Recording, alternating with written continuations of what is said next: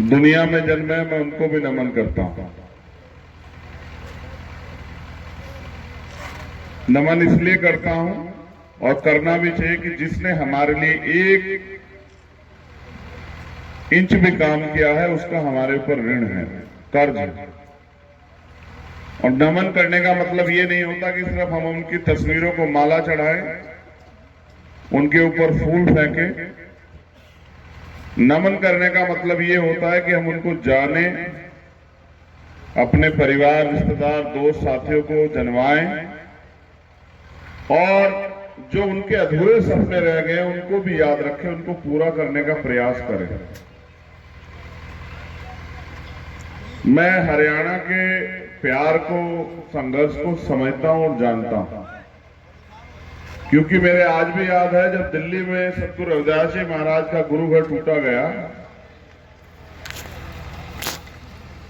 तो सबसे ज्यादा लोग जो संघर्ष में शामिल हुए, जिन्होंने 60 दिन से ज्यादा, 2 महीने से ज्यादा जेल काटी, लगभग 55-56 लोग वो हरियाणा के थे, इसी हरियाणा के जहां मैं आज खड़ा हूं।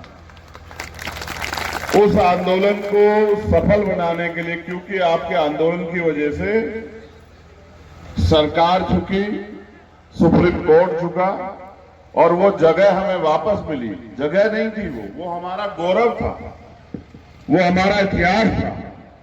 वहां हमारे कुलगुरु सतगुरु रविदास जी महाराज लंबे समय तक रहे। वो हमारी तप पावन भूमि है। उस भूमि को, अपने इतिहास को जिंदा करने के लिए, उसका संरक्षण करने के लिए पुनः हरियाणा के भाइयों का धन्यवाद। मैंने आपके इस गांव में बहुत बड़ा मंदिर भी देखा, मुझे दिल से खुशी हुई जब मैंने गुरु घर देखे।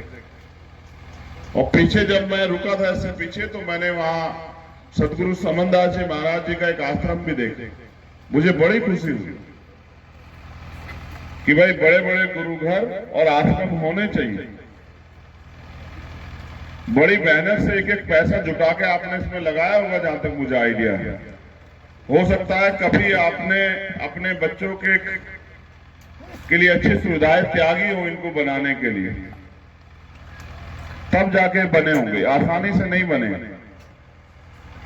इस पे 2 बात मेरी समझ में आती। पहली बात कि अगर किसी भी सुंदर चीज का निर्माण करना है तो उसके लिए समय लगेगा, चाहे वो घर हो, गुरु घर हो, आश्रम हो या कोई ताकत। दूसरी बात, आपने गुरु घर तो बहुत अच्छा बना लिया, आश्रम भी बहुत अच्छा बना लिया, लेकिन जिस ताकत से आपकी जिंदगी बदलेगी वो तो आपने ताकत अच्छी नहीं बनाई। मैं आपने गुरु घर बनाया, आश्रम बनाया, इसके लिए बधाई देता हूं, मगर मैं समाज के लोगों से कहूंगा एक बड़ा सा स्कूल भी आप यहां अपने साधनों से बना दो कि किसी गरीब के बच्चे को पैसे की कमी के कारण अपने सपने ना खत्म करने पड़े, उसके सपने ना कुचले जाएं। अगर स्कूल यहां खूब है तो आप अपने साधन संसाधन का प्रयोग करके एक बड़ा सा अस्पताल यहां बना दो, जिससे मेरे जैसा कोई प्राइमरी स्कूल के हेडमास्टर का बेटा अपने पिता को इसलिए ना खो दे कि उसकी जेब में उनके इलाज के लिए पैसे ना हो। कोई बेटा अपनी मां को, पिता को, अपनी बहन को, कोई व्यक्ति, कोई पिता अपने बेटे को, अपनी पत्नी को, अपनी बहन मां को इसलिए ना खो दे कि उसकी जेब में पैसे ना हो। ये मेरा दर्द है, क्योंकि मैंने ये सहा। अगर मैं आपसे नहीं कहूंगा तो किससे कहूंगा बताओ? क्या तो आप मुझे इस लायक कर दो कि इसके लिए आपको किसी के आगे हाथ ना फैलाने पड़े, या आप इस लायक हो जाओ कि मेरी बात मान के ये बनाना शुरू कर दो। देखो, मैंने तो ये पढ़ा है, हो सकता है मेरी बात आपको आज कड़वी लगे, लेकिन मैंने सुना है कि नीम कड़वा होता है लेकिन असरदार होता है, फायदेमंद होता है। सतगुरु रविदास जी महाराज जो हमारे कुल गुरु हैं, उन्होंने कहा कि मन चंगा तो कटौती में गंगा। जिनका मन साफ है उन्हें गंगा के लिए तीर्थ जाने की जरूरत नहीं है। जिनके मन मानवता की भलाई के लिए गए हैं, उनको किसी को प्रमाण देने की जरूरत नहीं है। जो बनाना है वो नहीं बना रहे हो, जिससे आपकी आने वाली नस्लों के फैसले होंगे। इस देश में, इस प्रदेश में आपके साथ जो अन्याय हो रहा है वो खत्म होगा। आपके बच्चों को रोजगार मिलेगा। जो पुरानी पेंशन खत्म कर दी है वो बहाल हो जाएगी। जो बहन बेटियों की तरफ जालिम आंख उठा के देख रहा है उसको सबक लग जाएगा। जो भाईचारा तोड़ने का काम कर रहा है उसको, अपराध करने वालों को सजा मिलेगी। मैं वापस आता हूं अपनी बात पे। मैंने 2 बातें आपको बताई। पहली कि आपने गुरु घर और आश्रम बड़ा अच्छा बनाया। दूसरी है कि आपको अच्छा क्या बनाना है। तीसरी, अभी मुझे सम्मान के तौर पे हमारे भाइयों ने और एक हमारी बहन ने भी मुझे वो तलवार भेंट की और मुझसे जिद की कि उस तलवार को मैं खोल के दिखाऊं। और मुझसे पूछे बगैर हमारे साथियों ने वो यहां से हटा दी। इसलिए हटा दी क्योंकि वो उसको साथ ले जाना चाहते हैं। अगर वो यहां होती तो मैं आपको बताता कि जिस समय गुरु गोविंद सिंह जी ने कहा कि राज तलवार के दम पे मिलेगा, वो समय बहुत पुराना समय था। उस समय इस देश में राज परिवर्तन के लिए तलवार, भाले, बंदूकें, तोप चलती थी, युद्ध होते थे, कत्लेआम होता था, खून बहता था, जंग होती थी, घोड़े, ऊंट, हाथी पे बैठ के लोग लड़ते थे, हजारों हजारों लोग मर जाते थे। लेकिन एक रहबर पैदा हुए बाबा साहब अम्बेडकर, उन्होंने उस लड़ाई को बदल दिया। उन्होंने इस देश को लोकतंत्र दिया, संविधान दिया और तलवार से ज्यादा ताकत दी इस कलम में।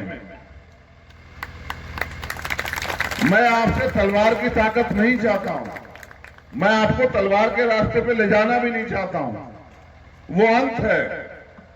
मैं आपको कलम के रास्ते पे खड़ा देखना चाहता हूं। मैं चाहता हूं आपके हाथ में कलम की ताकत हो। मेरी बहनें डॉक्टर, इंजीनियर, IAS, IPS बने, उनके पास घर तक रोजगार आए, उनको स्वाभिमान सम्मान का जीवन मिले।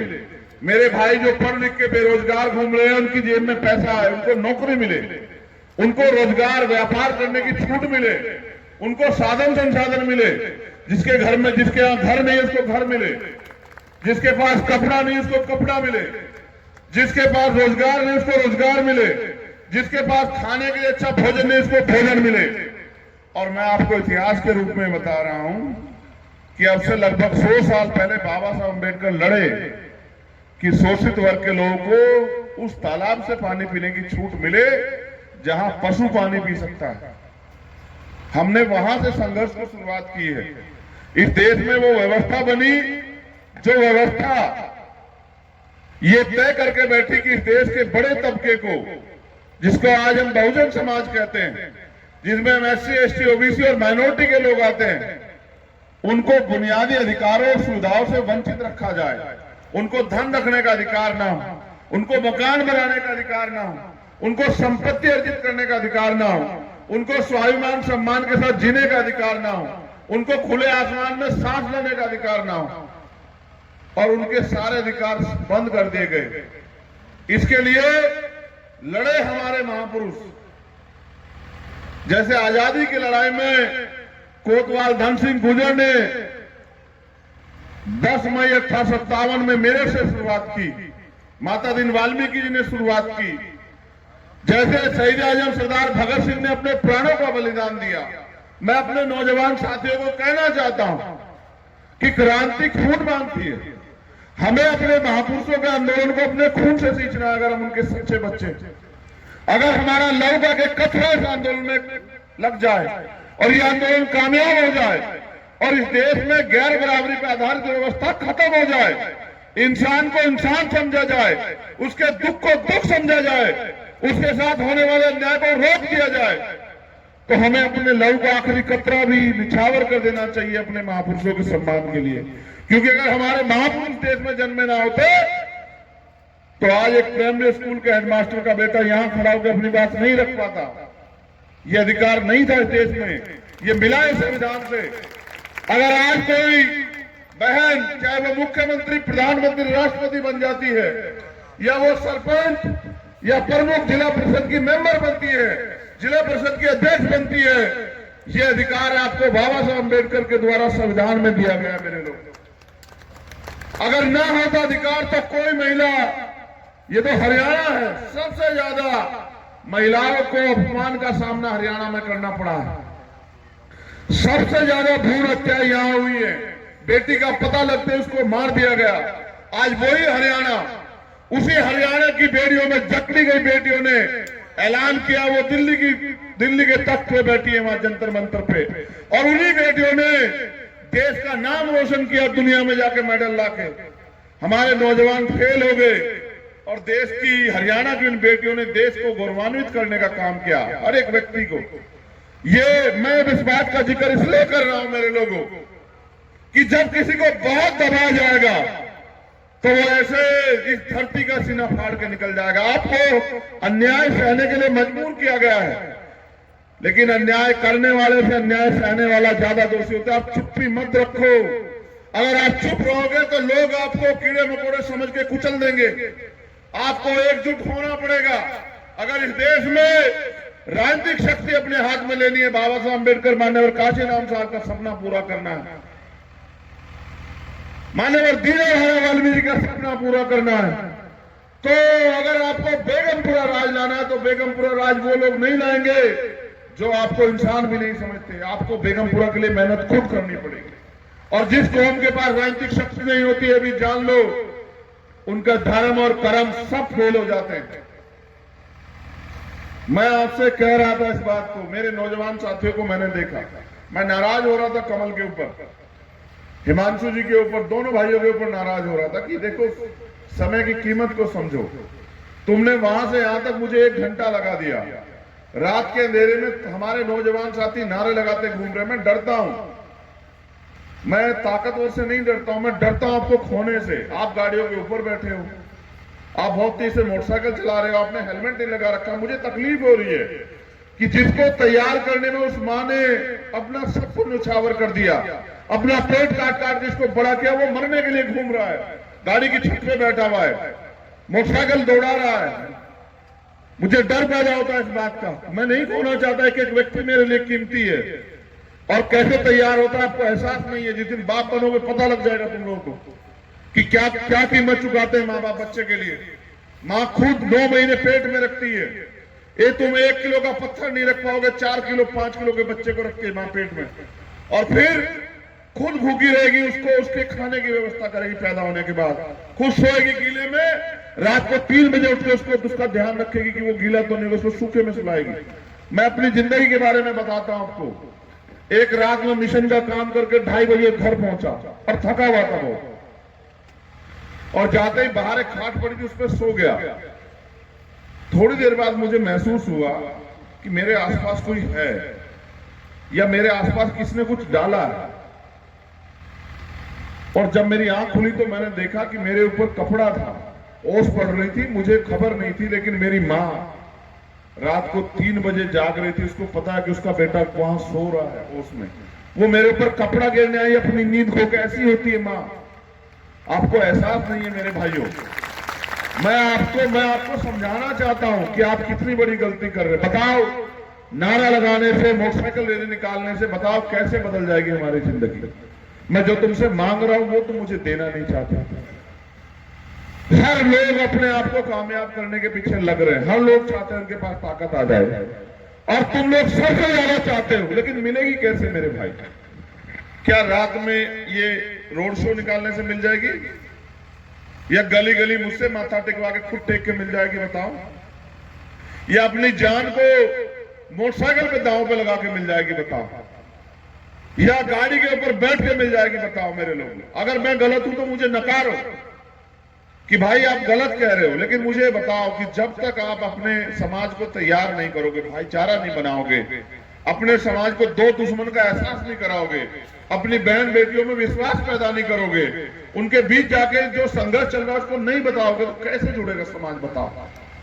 मुझे 10 साल हो गए घर से इस लड़ाई को लड़ते हुए। 10 साल।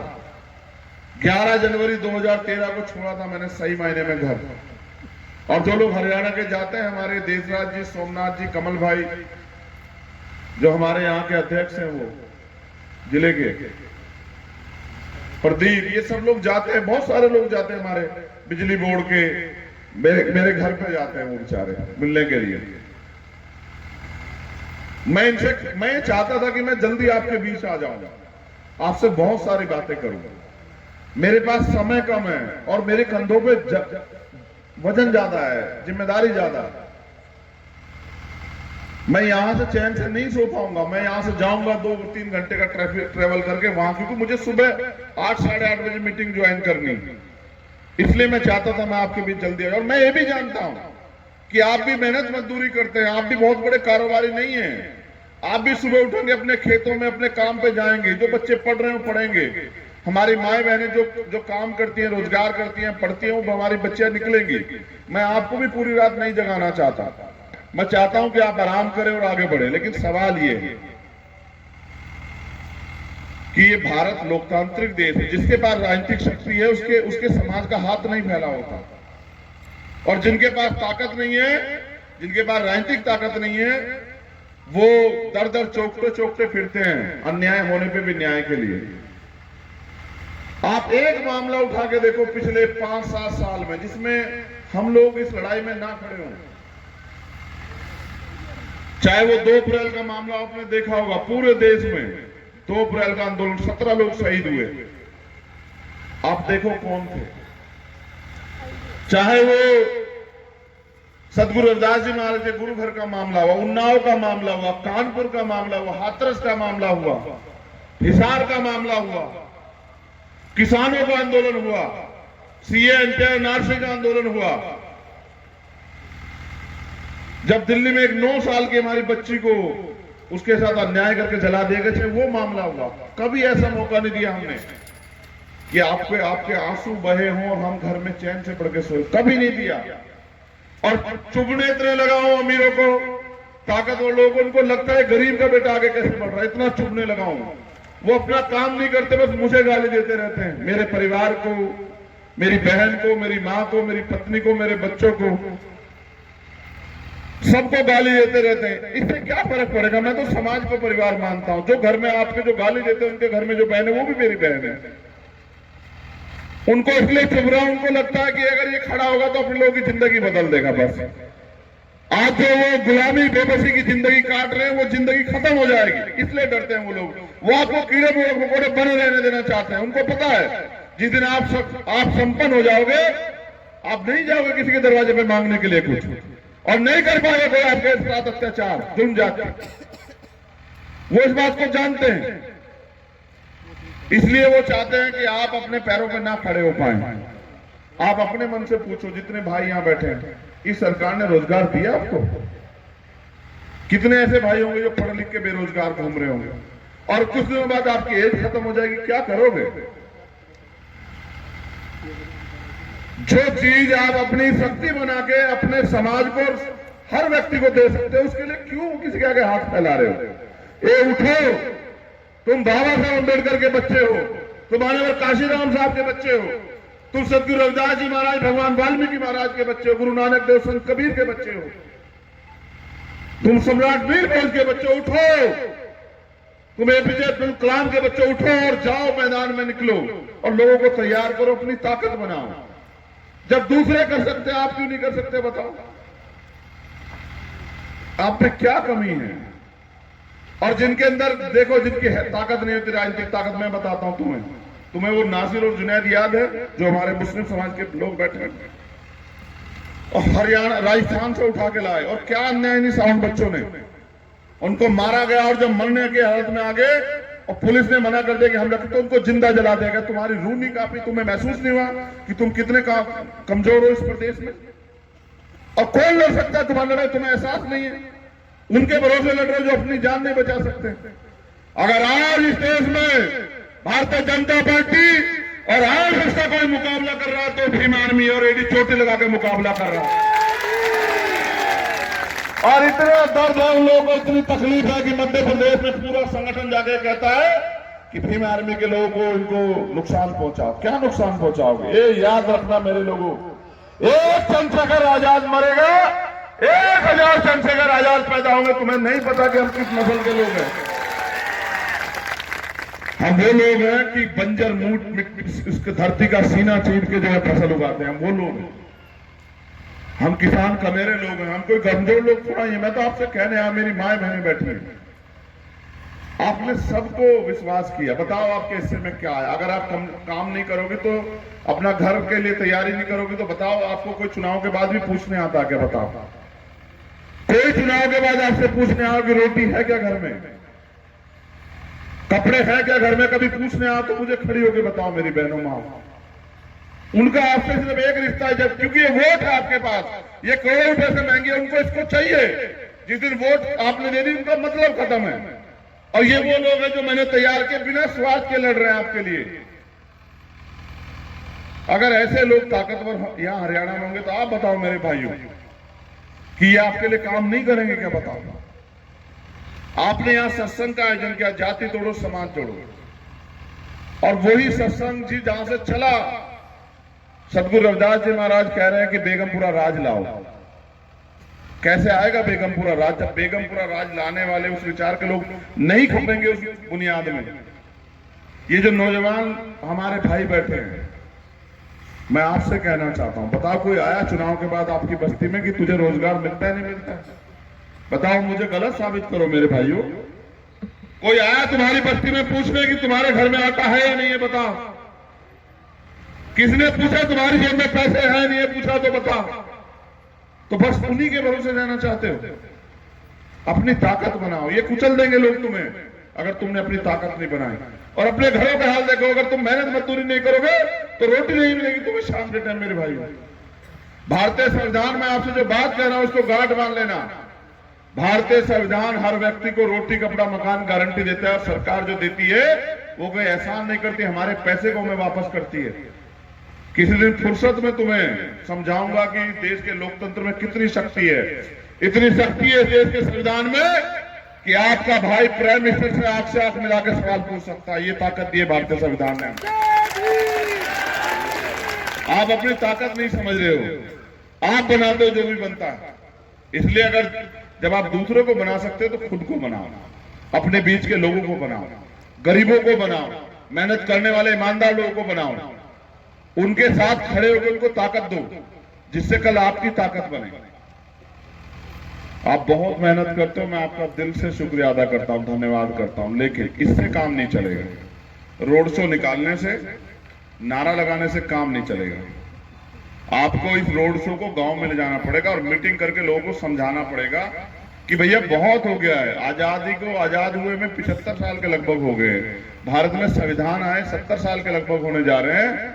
अब हम नहीं किसी के भरोसे रहेंगे, अब हम अपनी ताकत बनाएंगे, अब हम खड़े होंगे अपने पैरों पर। जिस रोजगार के लिए सरकार से उम्मीद करते हो, अपनी ताकत तो बनाओ, वो रोजगार आप देने वाले बन जाओगे। जो कर्मचारियों की समस्या पुरानी पेंशन की, आप ताकत तो बनाओ, हम पहले दिन लागू करा देंगे। आप अपने हाथ में ताकत लो। जब कलम की ताकत अपने आपके हाथ में होगी तो आपके खिलाफ नहीं चलेगी कभी। इसलिए मैं बहुत बहुत धन्यवाद करता हूं। मैं तो ऐसा ही सत्संग करता हूं भाई, मेरे पास दूसरा सत्संग नहीं आता। दूसरे वाले तो धार्मिक हमारे भाई करते हैं सत्संग, मैं तो यही सत्संग करता हूं क्योंकि मुझे पता है कि जब ये सत्संग घर घर में जाएगा और मेरी बहनें, मेरी माएँ, मेरे छोटे भाई, मेरे बड़े भाई, हमारे बुजुर्ग मिलके इस ताकत को बनाने के लिए निकलेंगे, तो मैं फिर कहता हूं कि फिर उन्हें किसी दर पे माथा टेकने की जरूरत नहीं पड़ेगी और फिर मन चंगा तो कठौती में गंगा रह जाएगा। ठीक है? वरना आने वाला समय कुछ ऐसा है, आज जो सरकार बैठी है सत्ता में, कि वो आपसे बोलने का अधिकार भी छीन लेगी, वो आपसे सम्मान से खड़े होने का अधिकार भी छीन लेगी। फिर करोगे क्या? क्या बचेगा आपको? कुछ भी तो नहीं, जब सब लूट जाएगा। आपने देखा जिसका सब कुछ लूट जाए वो कैसे सर पे हाथ रखता है, ऐसे उस दिन का इंतजार कर रहे हो। मेरे सर पे तो दस्तार बंधी हुई है, मैं तो इस दस्तार की इज्जत समझता हूं। मेरी दस्तार तो मेरी माए बहने, इनकी तरफ उठने वाली हर आंख के खिलाफ खड़ा है चंद्रशेखर आजाद, कि अगर इनकी तरफ कोई आंख उठाएगा तो उसको पहले मुझसे निपटना पड़ेगा। मेरी दस्तार तो यही है, मेरी दस्तार तो ये मेरे बड़ों की पगड़ी है, जो यहां बैठे हैं रात को 12 बजे मुझे सुनने के लिए, जिन्होंने अपने खून से अपने मेहनत की कमाई से एक टेंट लगाया। मेरी दस्तार तो आप लोग हो, मेरी और कौन सी दस्तार हो सकती है? मेरी दस्तार आप हो। और मैं आपसे वादा करने के लिए आया हूं कि अगर आप खड़े हो गए मेरे साथ, तो मैं आपको जिम्मेदारी से कहता हूं कि कभी आपको किसी के आगे हाथ फैलाने की जरूरत नहीं रहेगी। ये बात आप लिख लो मुझसे। बहुत बहुत धन्यवाद। जय भीम, जय भारत, जय मंडल, जय जोहार, जय संविधान, जय मिहिर, और आप सबके लिए मंगल कामनाएं। मेरी सुन लेते हैं अक्सर हमारे गुरु महाराज जो है ना, मेरी बहुत सुनते हैं। पता नहीं, मैंने सुना है कि ईमानदार लोग, अच्छे लोग ही सुन लेते हैं। मैं जिसके लिए प्रार्थना करता हूँ उनको बेचारों को जो है उनकी परेशानियां कम हो जाती है। मैंने ऐसा देखा कई बार। तो मैं आप सबके लिए प्रार्थना करता हूं कि कुदरत आपको, हमारे गुरु संत आपको अच्छी जिंदगी दे। मेरे भाइयों बहनों को, माओ को, बुजुर्गों को स्वस्थ रखें, दीर्घायु करें और आपके घर में खुशहाली लाए। बहुत बहुत धन्यवाद। आप यहाँ हो, ये मेरे लिए बहुत है। आप मुझसे इतना प्यार करते हो, ये मेरे लिए बहुत है। कोई पैसे पे नहीं जाता है।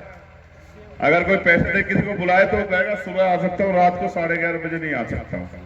आप इतना प्यार करते हो, यही तो ताकत मिलती है लड़ने की। मेरे पास भी तो आपके जैसा शरीर है, ताकत कहां से आती है? आपके प्यार से आती है।